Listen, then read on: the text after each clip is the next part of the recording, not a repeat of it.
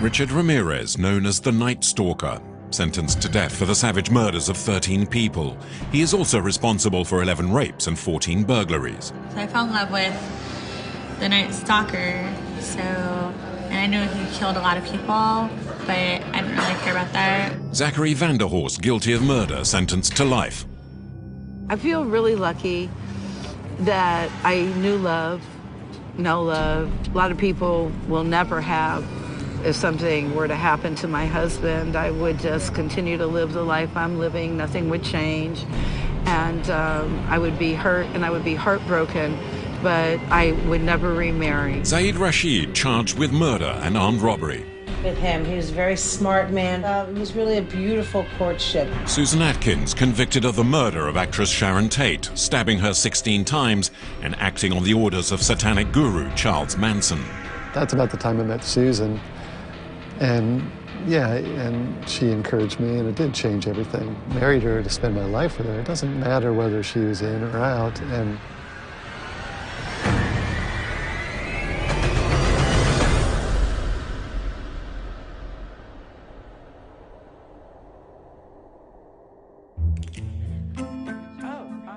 men and women have fallen in love with these murderers. Some have even married them and had children. Most of these criminals have been behind bars for over 30 years. How does one fall in love with a convict? I was offered the opportunity to go meet men and women who fell in love with convicts. Some of these prisoners have committed horrendous crimes, whilst others just happen to be there at the wrong time and the wrong place. Whatever the case, I'm interested, fascinated by this love that lives between them. Who are these women? How does one live a love story restrained by prison walls? Are these women happy? Where do they find the strength to love men that are held captive?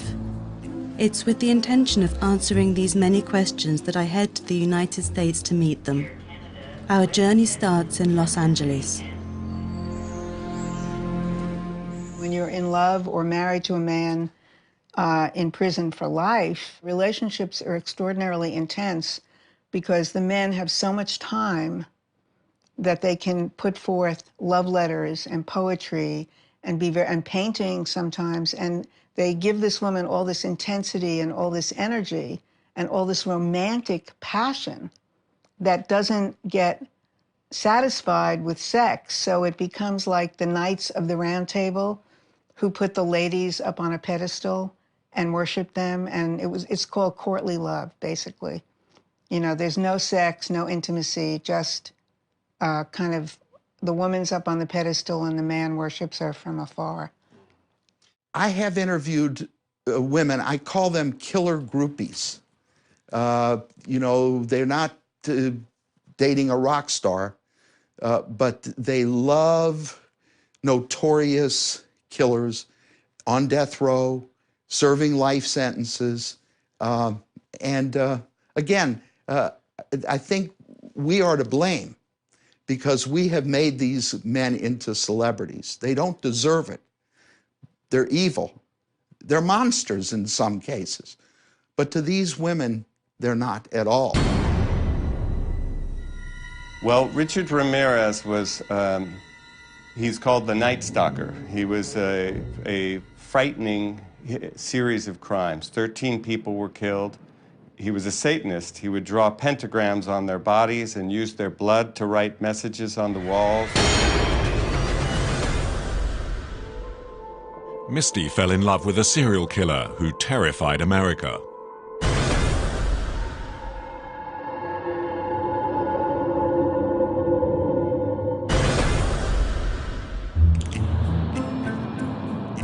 We meet up in Seattle.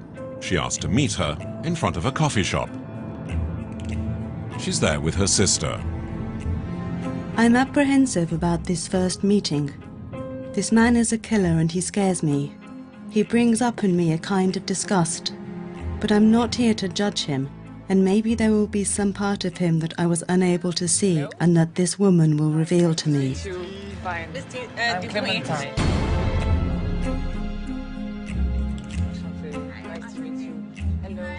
Misty was reluctant to be interviewed at first, as if she was uncertain about sharing her love story. How did you meet? Richard Ramirez? Yes. How did I meet him? Yeah. I don't know, I just got really curious and I started wondering about him. So I watched a movie, I watched documentaries on TV, and then I wrote him. Didn't think he'd write me back, and he did. So I was very excited when I got his first letter. And I started communicating, and I asked him if I could meet him. Like, I was obsessed with him. Oh. Completely obsessed. How do you explain that?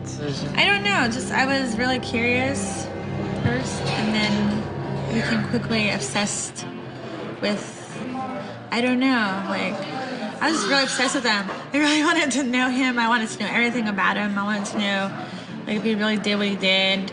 I wanted to look into his eyes and really see for myself. Yeah. I wanted to meet him in person. Sounds really sick, right?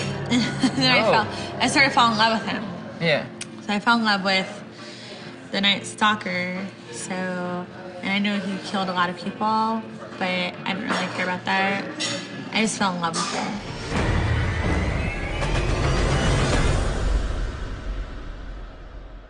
And our letters were very flirty and sensual and sexual and nature. Richard and Misty first write to each other about their feelings, but their letters quickly become much more intimate. Hi, Misty. Thank you for the nice card and letters. Warmest regards to you and Chloe and Caitlin. So both of you girls are going to Utah. I thought it was only Chloe that went. I do remember the group Berlin from the 80s. They had a few good songs. Do you ever read autobiographies on music, bands? Do you shave your pussy? I like soft, tender, clean-shaven pussy.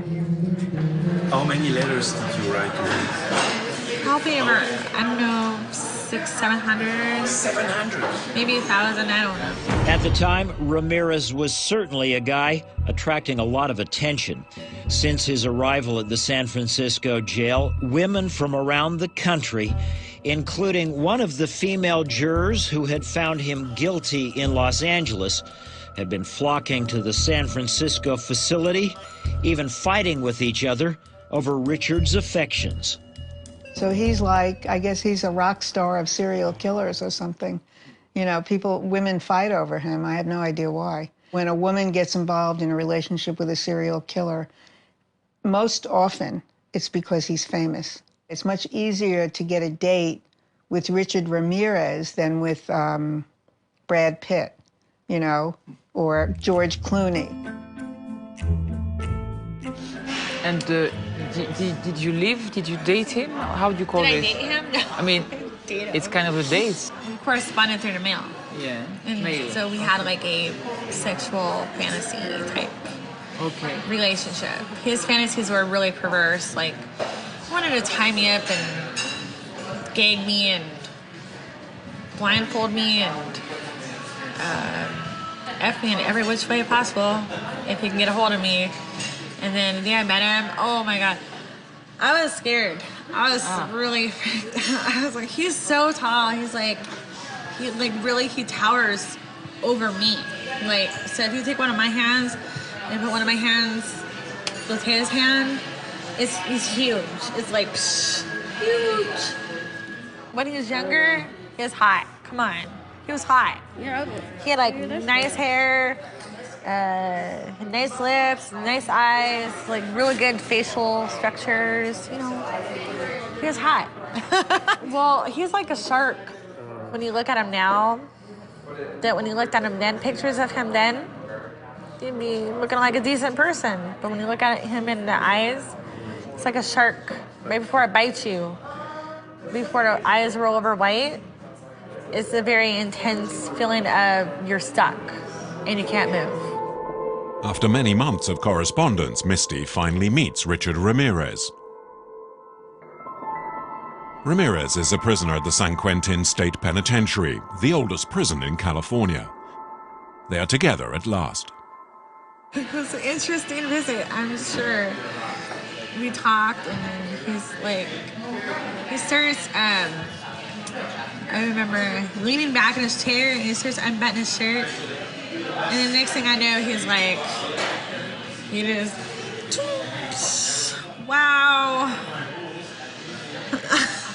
I whipped out his penis in front of me. So it means that you loved him until you saw him, right? Because when you saw him, you... It's like someone took my big bubble and went pop, and I came back down to reality. You just, I realized, I was like, this is, like, I felt like I was in a trance. Yeah. Even when I was on the visit, I felt like, and he was sitting across from me, I felt like I was in a trance. Like, he had me, like, we were staring at each other, and I couldn't move.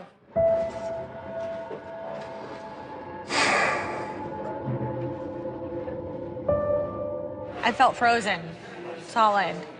You felt that maybe he kind of possessed you or something I felt like I was kind of possessed a little bit. Okay. When I was on my visit. Like, I couldn't move. I was physically unable to just, I felt like he was just holding me, like, down. Okay. And it's intense. It's the most intense feeling to actually meet a killer face to face and be in love with one too. It's really intense. It's intense. It's intense. After her first visit, Misty never wanted to see Ramirez again. Ramirez has had a reprieve from the death sentence. Executions in California are currently on hold. And yet there are many here that will never forget the terror of when the Night Stalker roamed their streets. Is he sorry? Hell no, he's not. If he's out, I guarantee he'd kill again and again and again. He'd probably even kill me. You know, that's what scares me. If he ever got out of prison, he'd probably come for me and kill me.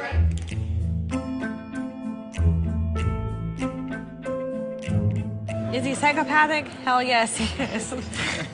Yeah. And anybody who is in love with him is psychopathic, yes. Much to Clementine's relief, the interview is over. I felt uneasy with these women. I couldn't feel the love, I couldn't see it. I feel like they were more on the fanatical side, like groupies. I felt uncomfortable because of the voyeuristic side of it, felt twisted, perverted. I mean, there was no intimacy, there was nothing, it was cold, there was no love. It was horrible and I felt really uneasy, I wanted it to stop. I feel like I was stuck in something very unhealthy and strange. These women were as frightening as Ramirez to me, and that's scary to me because I find it very dangerous. Next stop is San Francisco.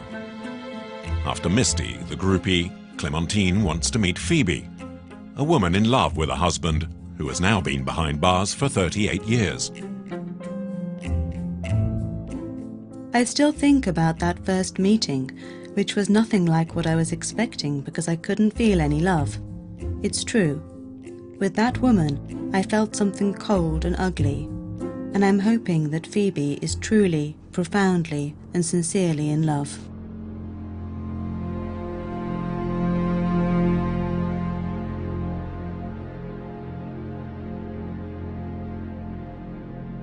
"30 years ago, Phoebe fell in love with Zachary Horst, a man charged with murder and sentenced to life in prison. In 1975, a man is killed in cold blood during a bar fight. Zachary Horst is present at the time of the crime and is found guilty. Horst was one of her best friend's brothers, and Phoebe tries to help him. She visits him in prison, and they gradually fall in love and get married. The years have gone by. She has 3 children today, all of whom were conceived in prison. Hello.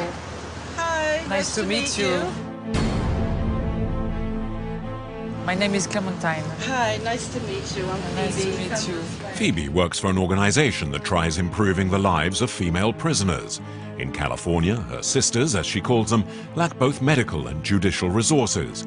A team of volunteer lawyers supports the association. This is the intern office of Justice Now, and this is an organization that advocates for women in California state prisons around medical issues, human rights issues, and we're an abolitionist organization. For the past 20 years, California has built an economic infrastructure around the penitentiary system. Prisons are profitable. No governor has yet been willing to shake up the system, and the popular sentiment is that such criminals should not be released, even if they have served most of their sentence. For 20 years, nobody got out. No lifer got out. So 20 years. And then when, believe it or not, when of all people, Arnold Schwarzenegger got to be governor, he started letting people go. I was shocked. I was shocked myself, but you know, he actually started the process of letting lifers go. And I began to see a lot of my friends come home, a lot of people that my husband did time with. I've seen them come home now. And you know, my husband went to the board and was last week and was found not suitable after being in prison for 38 years. He'll go back in 3 more, which will mean that he will have been in prison 41 years. Oh, I always have hope. I went from a dope fiend to a hope fiend. Hey, I still hoped. Believe me, when he went to the board last week, I was still right there. Yeah, baby, you're gonna get that date. And no, he didn't get it. And you know, you feel like you've been socked in the stomach. But you know, life goes on. Clementine is touched by Phoebe's suffering, and she decides to continue the meeting the next day. Thank you. Elle me rappelle Bette Midler, cette femme. Elle me rappelle. She reminds me of Bette Midler. She reminds me of people like Janis Joplin. She's fantastic. She makes me want to cry. She's great. It's unbelievable. We got here an hour ago. It was strange because it was just so strong. It was incredible and impressive. She's so great. She is extremely happy that we're going with her. And since we're going, she's coming. It's beautiful. There's such a strong energy up there. It's nothing like everyday places. It's not cold like when you meet in a restaurant. You can feel it's amazing. Thank you guys. Phoebe takes us to see her daughter Mariana and her grandson, whom she describes as her ray of sunshine. Hi. Surprisingly, Mariana tells us that she has excellent memories of her childhood. And do you think you had a kind of a special life? I mean, very different from other kids when you were little and you went to see your father? Do you think it's really something... I don't know. As a kid, I guess, growing up, I thought that was normal because we were there so much. I thought, like, everybody's parent was in prison. I don't know. Like, and then now, you know, I see, like, that's not normal, being at a prison. Like, but it was so homey. I don't know. I don't know. It seemed homey to me. It seemed home to me. Even now, when I look back, I can't think of any bad memories ever going to visit my dad. He always was happy to see us, and we were always so happy to see him. So, I don't know. Maybe I did have a different life, but at the time, I don't feel it was different. I felt that was normal, that all the kids were like that. After years of visiting her husband in prison, Phoebe has a collection of souvenirs and memories. This is Thanksgiving in 2008. Mariana's not in this picture, but she's in others. And this is my 2 older daughters, Alana and Taisha, and my grandchildren, Azani and Anila. And this is something that a fellow prisoner made a gift. I have this little book. It'll be filled up pretty soon, but anyway. And that's my husband. And this was us back in, I guess, 2006. This was Christmas. This is Mariana. This is her. Oh, yeah. That's a really great picture. I remember that time. Yeah, it's a really great picture. Never seen 3 little girls so happy to go to a prison. I got to fill the rest of it up. We used to be so excited to go. I find it unbelievable to meet a woman whom I barely know and who speaks with such generosity and trust. I feel like we've been friends for years, and I'm really, really eager to see her again tomorrow, to hear more of her story. Zachary Horst has served time in several prisons, and Phoebe wants to show us the one that meant the most to her and her husband. She takes us to Tracy, 100 kilometers from San Francisco. It's a road she has traveled hundreds of times. It's like the trip in itself brings back memories of my girls when they were babies and growing up. It brings back memories of when I got married and when we had family visits, and I used to see my husband every day, and you know, my kids were really young, and it just, you know, and it also brings up, you know, the pain of having no hope. And it also brings up drug addiction, which is something that is really important to me that we discuss in this, because I was a drug addict. I don't want to sanitize anything. You know, it is what it is. The vermin in the building, no teeth, drug addiction. I mean, you know, it is what it is. And to try to pretend that, oh, you know, it's all, you know, everything's all good, and it's not. It's not all good. So this trip is like really making me go back memory lane, and it's making me think about all the trips that I took up here.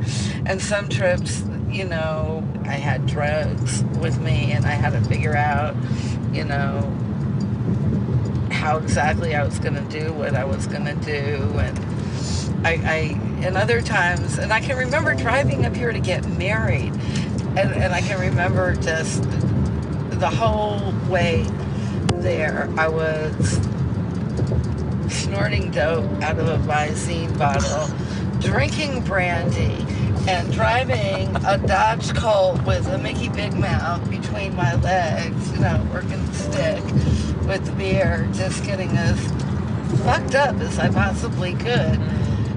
I was young, and it was painful to love somebody in prison that had, you know, no date for release. As we arrive at the prison, Phoebe is overtaken by memories. This is where she got married and conceived her children. That Stevie Eye. This place was the child care center, and it had a wonderful program for children. Hundreds of children came through here and played with each other, did art, swam, you know, enjoyed their holidays, had a structured visiting with their parent. You know, you drop your kids off here, and then they would bring, after lunch, they'd bring the kids back into the visiting room. You said that it was the most beautiful years. Yeah, the most beautiful years of my life. The best times, for sure. On the way back, Phoebe takes us to a diner, her oasis, where she usually stopped after her prison visits. I love this place. This is one of my favorite restaurants, even though it's not a restaurant. Years and years ago, it was a fruit stand and a nut stand, and there was a crab lady and beer and wine. That's what it was. And my family and I used to come here. I used to bring my little girls, and we used to sit right here at this table, right here at this very table, and we just had some of our happiest moments here.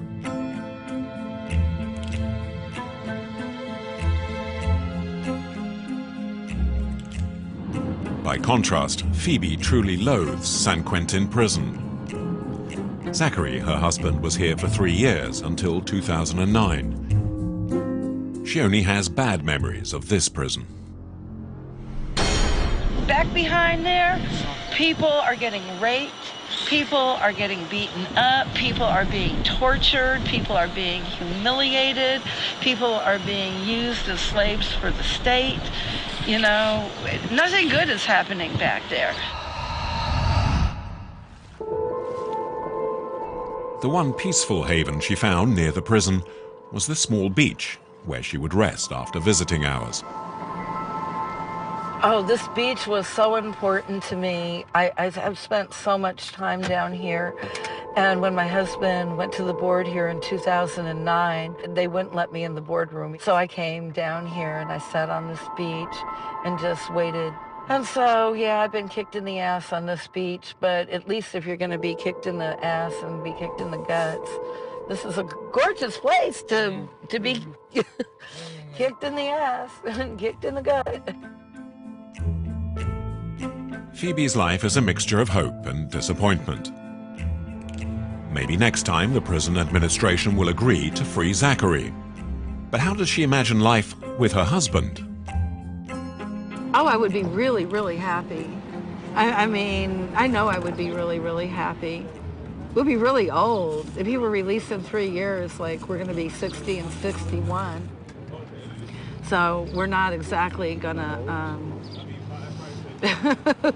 not exactly gonna be doing what we did when we were younger. I mean, you know, you get old. But no, I think that there is absolutely no doubt in my mind that whenever my husband gets out, if we're 90, I'll be doing the happy dance. You know, if something were to happen to my husband, I would just continue to live the life I'm living. Nothing would change.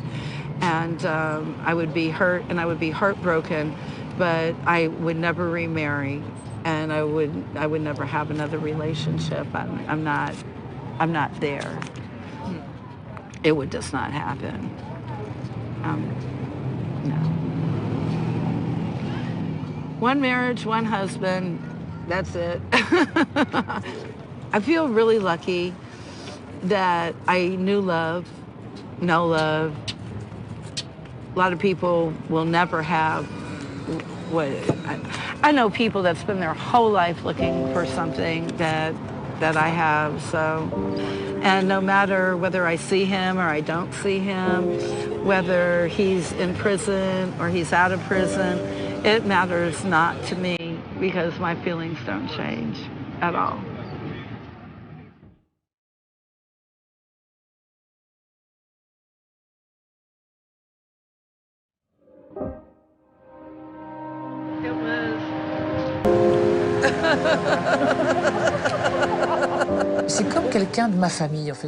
She's part of my family now. It's like I'm meeting these people that become a part of my family. The memory I have of her is one of love. She told me of an incredible, exceptional love story. And when she says she is lucky, she means it. Many people say they're lucky because that's their perspective on life. They fight against hopelessness. But she is fighting alone and she has almost nothing. So there it is. I think of her and I love her very much. She's in my heart and will always be there. We hit the road again, this time for Los Angeles. It's 600 kilometers. We have a new meeting, this time with a man. James Whitehouse is one of the rare men to fall in love with a criminal sentenced to death. Her name is Susan Atkins, and she's well known. She was part of the Charles Manson family. Susan brutally murdered actress Sharon Tate, the wife of filmmaker Roman Polanski. Susan is then a 17-year-old disturbed teenager. On a powerful LSD trip, she commits a bloody murder. I remember that I had absolutely, I felt nothing. I felt absolutely nothing for her as she begged for her life and for the life of her baby. And, Jesus.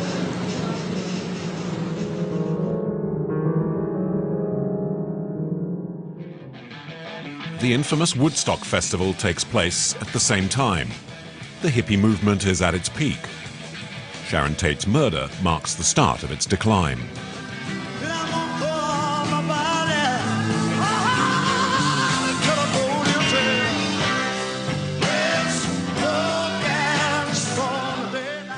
I think Manson is fascinating in the world because he was the guy that killed the 60s. You know, Charles Manson, once the crimes happened, it changed everything. It's almost like an early version of 9/11. Before that, you were able to live without locking your doors, you know. After Charles Manson, the boogeyman, you started locking your doors, you started looking at things. And so it changed the way we think about society. The world changed when he did this crime. It was so big that it affected a lot of people in a lot of different ways. Even today, I think you say Charles Manson, everyone knows who he is around the world, you know? He's almost kind of like a Pol Pot. In August 1969, Charles Manson, a satanic guru, sends those he calls his family on a killing spree, whose atrocity will shock the United States. The attacks take place at Roman Polanski's property overlooking Los Angeles. Susan Atkins, Charles Tex Watson, Linda Kasabian, and Patricia Krenwinkel commit an appalling massacre, violently stabbing the 5 victims to death. Susan has no pity for Sharon Tate, who is 8 months pregnant. She writes "pig" on the front door with the actress's blood. Charles Manson sees it as a success. His revolution is underway. The very next day, he sends out his followers to carry out more executions. You know, to understand Charles Manson, you really have to understand the culture of the 1960s. Everybody was talking about revolution, race war. They were dropping out, they were drugging out, and that's what he did. He was a guru. He led young people into the desert, and they thought he was deity, Jesus Christ. So they would do just about anything to please him. And you know, even today there are at least hundreds, maybe even thousands, of people who've continued to follow Manson. Susan Atkins writes the horrifying story of the Manson family in her book. She explains how she felt at that time of her life and how she later realized the full horror of her acts. I remember getting in the car with Tex and Tex Watson and my other 2 co-defendants, 3 co-defendants actually. And before I ever got in the car, Tex and I had our own special little stash of cocaine. I think it was cocaine or methadone, I'm not sure which. We were with speed, and we both snorted some speed and got in the car. We were very, very wired.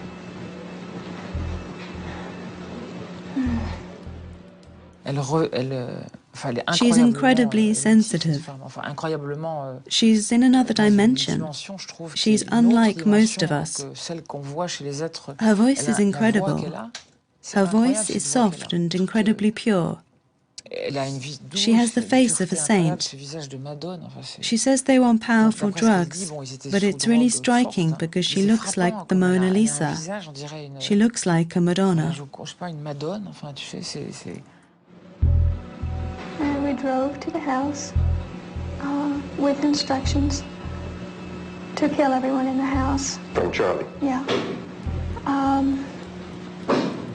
And not just that, but that we were instructed to go all the way down every house, hit every house on the street? On the street, yes. And kill all the people in those houses? Kill all the people in all those houses. You can feel she really wants to. You can feel there's a real hope there. It looks like she was just released and is being interviewed.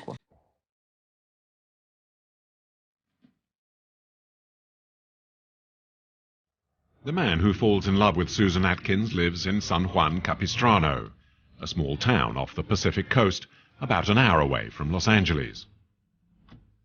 James Whitehouse lives here in a small house full of memories of Susan, the one and only love of his life.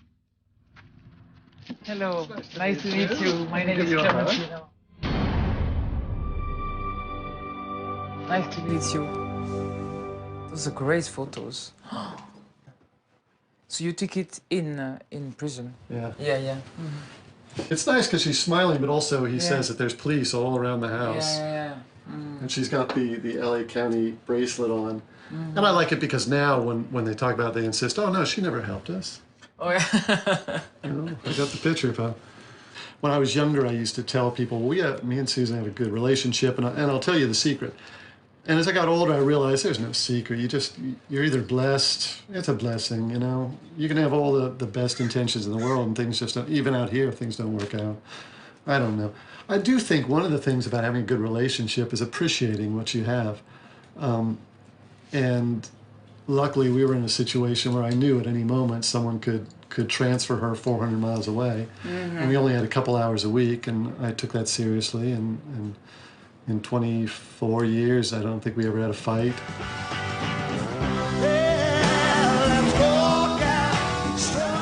The 1960s. Peace, love, sex, music, drugs and alcohol. James was burning the candle on both ends. I don't know if I had any friends at that time. I hadn't mistreated my family, but I just got so far away from them. I wasn't in contact with them, and I honestly don't know if I had any friends at that point. And when you're partying and you're doing drugs, you just drift away, and those become important, and your friends become less important, and which isn't the way you want to live your life. You know, you can do that if you want, and then you don't end up with friends, or you can treat your friends as acquaintances, and that's what you get. In 1985, James sees Susan on television. She makes an impression as she speaks out against drugs. Susan Atkins feels that her horrifying experience with drugs can be a lesson to those that use them or think about using them. He decides to meet her and give his life a new meaning. And yeah, and she encouraged me, and it did change everything. So yeah, I usually say that she saved my life. And it's funny because occasionally people ask me, say, oh, that's interesting. You married her or you went to law school to get her out of prison, or you married her to get her out of prison. And I always say, well, no, I didn't marry her to get out of prison. I married her to spend my life with her. It doesn't matter whether she was in or out. And so it was important for me that wasn't important. The important part was spending time with her. And just the same, it was important for her to always expect to come out and not give up. The authorities never challenged hostile public opinion over Susan's possible release. Despite her remorse, she was never freed. When I went to find an attorney to represent us, I couldn't find anybody that had the guts to have a suit against the state. There's just so much red tape, and so I said, well, heck with this, and I took the law school aptitude test, and I got accepted, and I went to Harvard. And when I came out, I helped Susan. That's what I did. And so people say, oh, why'd you go to, well, I went to help her. And so I learned to do the parole law really well. And after a couple of years, Susan had a lot of friends. All her lifers were going through the same stuff. And Susan said, you already know this. Why don't you help some more people? James received his law degree from prestigious Harvard University in 1997. He believes Susan was the one that supported him, pushing him to his intellectual limits. So this is my diploma from Harvard. From Harvard? Harvard Law School. And I can't read it because it's all written in Latin. But I know it says Harvard. I know it's got my name. It says I graduated with honors. So this just shows me that I can, or shows you that I can practice in any court in California. And then I can also practice in the federal district courts. And this says I can practice in the Ninth Circuit. And this is the court that I took Susan's case to. I was able to argue in front of them, which was pretty neat. Not a lot of people get to do that. Well, originally, when I redid the entire house, all these things were in frames, and I had them all up against the walls. And I kept them up there for a couple days, and then I just took them down, and I put Susan's pictures up, and Susan's pictures have stayed up, and I put these away.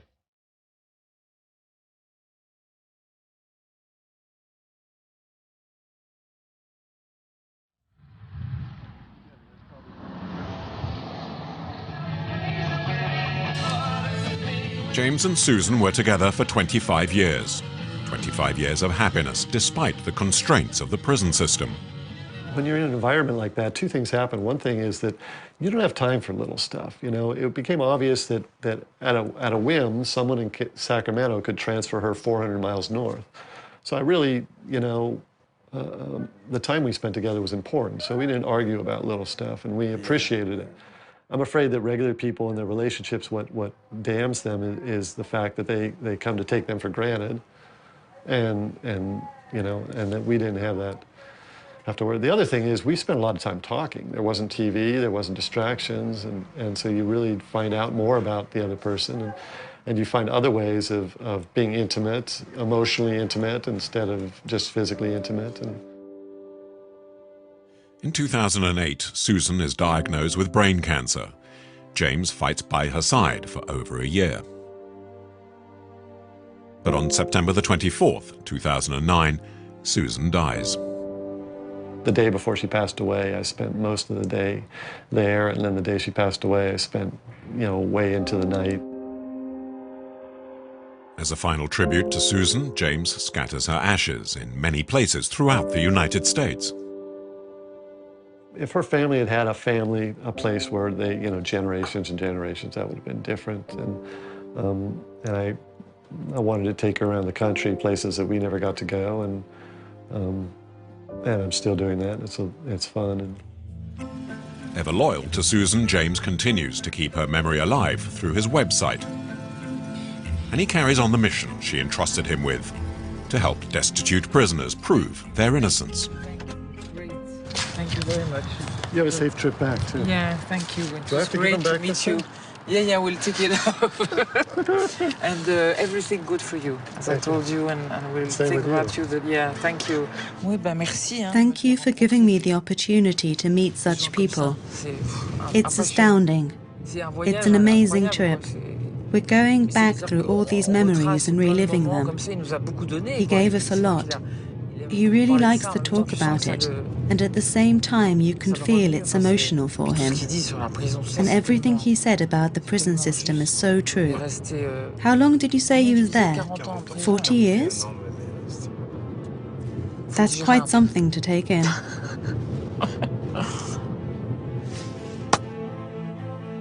Susan Atkins, elle a fait ce qu'elle a fait, c'est atroce. Susan Atkins did what she did, and it was horrifying. And then she becomes someone else, and that's because of the love that she went and sought, which she found through religion, and then through the love of a man who spent his life by her side in prison, which truly transformed her. James is a very special person considering everything he did for her. He became a lawyer. How incredible is that? And you can still feel her presence.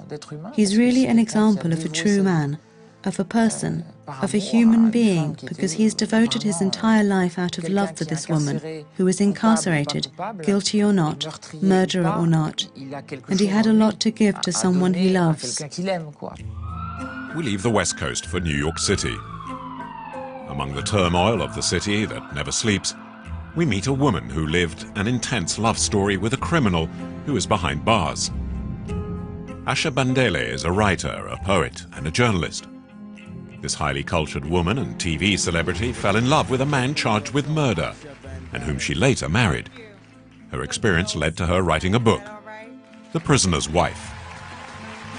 Her husband, Zaid Rashid, was born in Guyana, but grew up in the Bronx in New York City. It's here in the city's poorest neighborhoods with a mixed population that street culture was born, rap and hip-hop, but they're also plagued by gang wars.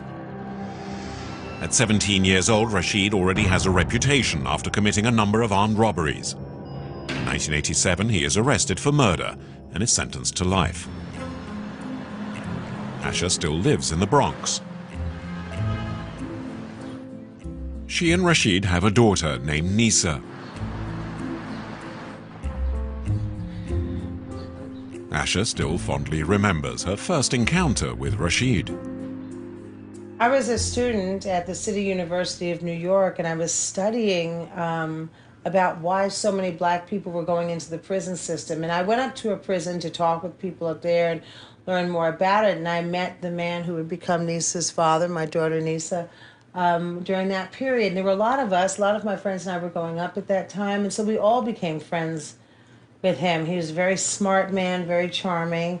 And it was like, we couldn't understand why he was staying in jail so long. When he was 17, he participated in the best way I can explain it is like a gang-related murder. And so that even if you don't actually do the crime, if you're there, you can still be considered a felony murderer. And that gives you a long period of time in prison. He got, when he was, I guess, 18, sentenced to 20 years to life. Love is irrational anyway. So it's easy to understand how a decent woman could fall in love with maybe not so decent a man. And then let's not forget that not all of the people in prison are evil. Some of them aren't even guilty. So it's not that hard to understand how women do, become attracted to incarcerated criminals.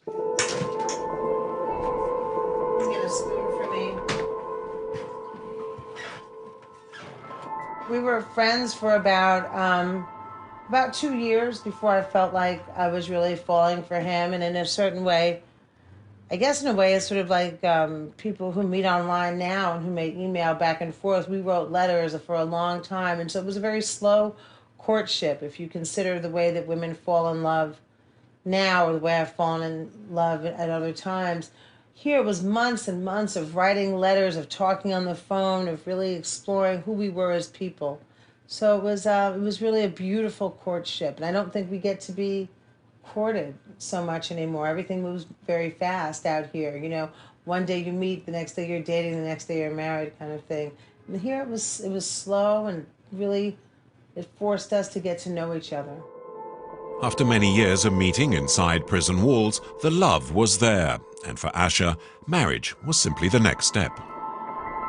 The marriage was in the prison a little over 5 years after we'd met. And it's kind of sad, you know. It was very lonely. It was very isolated. I remember being angry that day and crying a lot because I was alone. And I wasn't going to be with my husband at the end of the day. And so it wasn't a great experience. It wasn't a joyous experience. But it got to a point where I couldn't be his girlfriend, if you will, and still be protective of him. You have no legal rights. There was no way for me to be protective of him in this girlfriend status. So being married is almost what you have to do in order to have a relationship to somebody when they're in prison. But in New York State, for many prisoners, you're able to get conjugal visits, which means you are housed on the prison grounds itself for about 2 days. You have a private 2-bedroom trailer where you can cook and everything else. It really gives you a time to be intimate, be together, do things that a normal couple would do. We cooked a lot together. We danced. It was a very beautiful time. It was a very beautiful time. During this period, the couple is allowed to live a nearly normal life. A child is born, Nisa, a cute little girl who only ever knew her father behind bars. Nisa went up to the prison for the first time when she was 2 weeks old. And we did that for a number of years. We went up to the prison until she was about 5. But guards are so repugnant and so mean that there came a point where I could no longer bring my daughter into this circumstance. I couldn't bring her around the hostility of the situation where men would talk to me, guards, you know, any way that they wanted to, say disgusting things to me in her presence. They used to harass me when Nisa was a baby because if I needed to bring in 4 bottles of milk, they said, no, it can only be 3. I know, but I didn't know what my daughter would eat. So it was almost criminalizing her. I didn't want her in that situation, or I didn't want her to witness me being spoken to in a way where I couldn't do anything about it. So which would be modeling for her, you know, women can be treated a certain way with no recourse and no voice. So eventually we stopped going up because it was an unpleasant situation. I got angrier and angrier and angrier, and I couldn't do it anymore. Nisa was never upset by this experience. In fact, she actually has rather fond memories. It wasn't like a lot of my other friends experienced with their fathers, even if they didn't live with them. and it almost seemed like I wouldn't have a good time, but I still felt happy to see him, and it didn't feel bad to me, even though he was in prison, because we still got to do a lot of the things that they got to do. We still played games. We couldn't go out places. We could still have meals together, and it really didn't affect me like in a bad way. So I never, like, I would feel like shy to tell people, but I would never feel ashamed that he was in jail, because, I mean, we always had good experiences. After completing his prison sentence, Rashid was released. But things didn't go as planned for Asha and her daughter. Yes, he was released. I think it was actually in 2007 that he was finally given parole, but he was paroled to the Immigration and Naturalization Services. When I married Rashid, he had told me very clearly that he would never be deported, that had been an issue that had been taken care of. After I had the baby, as it turned out, the INS came for him, and he was deported finally in September of 2009 back to the country of his birth, Guyana. But Asha's disillusion doesn't stop there. Rashid started a new life. He's changed his name. He's married again, to somebody who's there. And, we live our separate lives. So it's separate lives, but that was a particular time that I'm grateful for, because not only did it provide me the greatest love and joy of my life, my daughter, it also showed me what real love could be. Asha writes about her experiences in 2 books. In the first one, she speaks of her relationship with Rashid in prison. In the second, she tells of the shock of separating from the love of her life. Even though it was an experience that was never easy, she fully accepts the life that she chose. It wasn't an easy decision.